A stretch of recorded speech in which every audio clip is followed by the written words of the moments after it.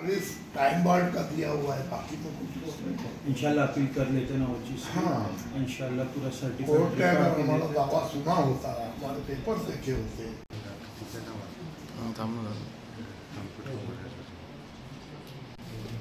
आप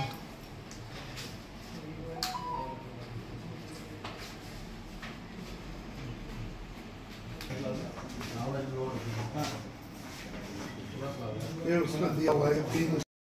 बघा आज हा जो निकाल आलाय 10 डिसेंबर आजच्या तारखेत, हा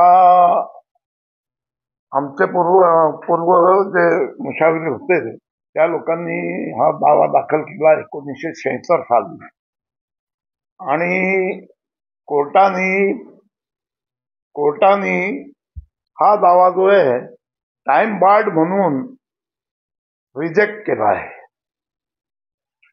कारण हा दावा 3 वर्षाच्या आत दाखल केला पाहिजे असा कोर्टाचं म्हणणं आलं आणि दावा दाखल केला गेला 9 वर्षानंतर, म्हणून तो टाइम बार्ड म्हणून हा दावा रिजेक्ट केला आहे।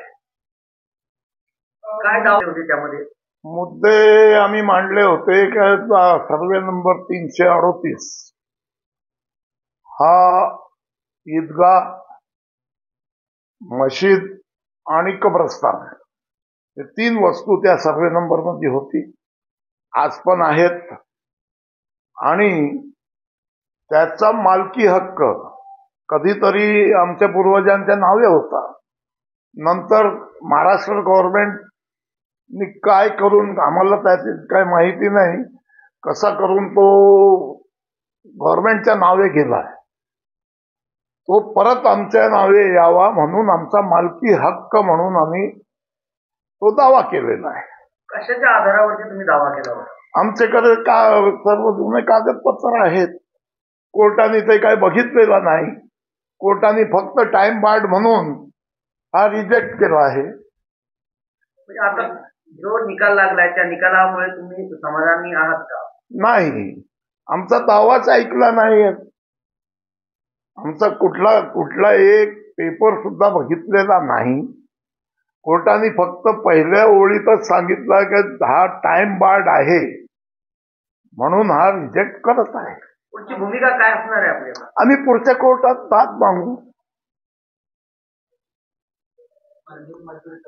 हे मस्जिद मंदिर संदर्भात तिथे काही एक कोर्टाने जबाब दिलेला नाही आणि विचारला सुद्धा नाही आहे।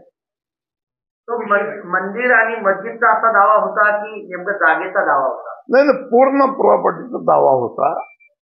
मस्जिद, ईदगाहची भिंत आणि कब्रस्तान हे 3 वस्तू आहेत तिथे, ज्यातून ईदगाह पण आहे आणि सो कॉल्ड आम्ही आज पण विचार ठेवतोय की आमची ती मशीद आहे।